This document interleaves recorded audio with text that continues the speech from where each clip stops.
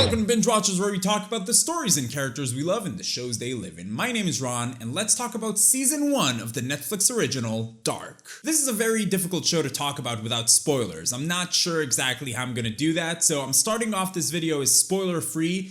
If at some point of this video I'll switch over to spoiler territory, I will let you know. Don't worry, you are safe with me. So where do I even begin with this show? Dark came out of nowhere for me. It had very little promotion, but once I saw it, it immediately became one of my favorite shows of 2017. I saw that folks online tend to compare it to Stranger Things. I don't really see it. I mean, it's the type of comparison you can make between almost any two shows. There's a small town involved, there's a missing kid, there are some supernatural aspects, but the story in Dark is completely and entirely unique. It tells the story of a small town in Germany and the increasingly weird things that happen there over time. The story is told through the perspective of the people who live in the town in 3 different periods of time. At the beginning of the story, there's already a child missing, which understandably puts the whole town on edge, and relationships start to get tested, and things obviously are made worse by the disappearance of another child. So Dark is essentially an unraveling mystery. This one thing happens, the disappearance of a child, something that may have happened before in this town under similar circumstances, but so many things are connected to this one event, so everything you find out about what happened and how it happened is like pulling on a thread which you definitely become addicted to pulling on, and you're not even sure it's going to lead you anywhere. Something that's very core to this show is the fact that a child becoming convinced of something is very different from an adult becoming convinced of the same thing. For the adult, it takes a much more dramatic event to make him or her believe in something that sounds crazy. The child has a bigger capacity to accept weird things that happen as just reality. So when something happens that defies the rules you thought the world has to follow, a child might just accept it and move on, while adults might lose their minds. The story in Dark focuses very much on the most interesting thing in any TV show, the characters. The story very much happens to them. They're not just used to move the story along. And for most of the time, you don't know anything that they don't know. So you're figuring all of this out along with them. One of the most surprising things about this show is how much you end up caring about the lives of these characters, because there is something going on, a big thing, a reason that kids are vanishing off the face of the earth. And in a lot of shows, that would have been the thing you care about, the only thing, the weirdness, the mystery. But one of the things that Dark does so well is it allows you to experience that through the characters. So even when the show tells you stories about their personal lives, it's important because it's all part of how they react to everything that's going on. So this show ended up having some of the most intense personal drama I've seen lately, on top of the crazy, beautiful mindfuck of everything else that goes on. There are things that I think are difficult to pull off in this age of TV shows. There are so many good ones, so many special, amazingly creative shows, that things like a unique visual style, it's like, how are they even gonna pull that off? Well, they do. This show more than looks amazing, it uses the visual style and the cinematography and the colors and the music in a way that contributes to the voice of the show. Am I making sense? I'm talking about everything in this show. Even the intro sets the mood for each episode. I didn't skip the intro once, not once. I hate intros. I always skip intros.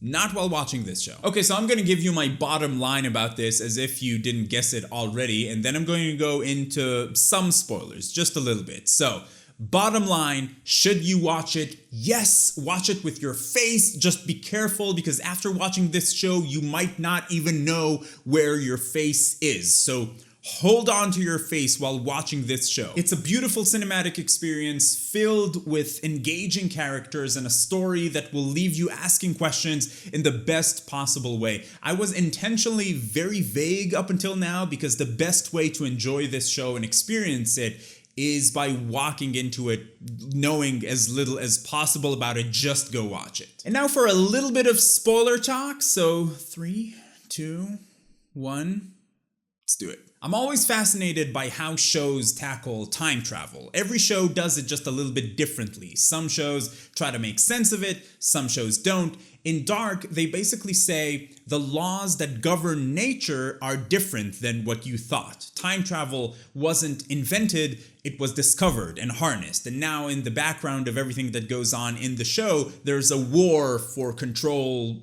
over time travel. Another aspect of time travel that each show does differently is paradoxes. You go back in time, you kill your own father, what happens to you? You were never born, so do you disappear? But if you were never born, how did you go back in time to kill your dad? Does the whole timeline change? Does the universe explode? I thought the approach to this was very interesting in Dark because they're not completely sure what happens, especially both teenage and adult versions of Jonas. On the one hand, paradoxes do happen, like the clockmaker couldn't have fixed the time machine unless Jonas brought him a version of the fixed time machine, which means he fixed the time machine, but he needed the machine to do it. But Jonas also prevents his younger self from talking to Mikkel after he ends up in 1986 because Mikkel is actually Jonas's dad after growing up in the past. So maybe if Jonas reached out, he would have been deleted from existence or something. But the fact that he's alive deterministically means that he can't change anything, because if something would have happened, it already would have happened. My brain hurts. But then when young Jonas is trapped in the bunker weird wallpaper room, older Jonas refuses to help him because he's worried that by helping himself, he would change something, but the same principles apply. So I like that the show is sort of figuring out how time travel works along with us. The characters are figuring it out. And it makes a lot of sense that people are fighting over it without really understanding how it works or what can actually be changed. There's a lot more we can talk about, like who's Noah? What time is he originally from? Could he be an older version of Barstow's? Is he sort of nurturing himself into evil churchman who might also be Ulrich's grandfather, since Agnes mentions being married to a priest?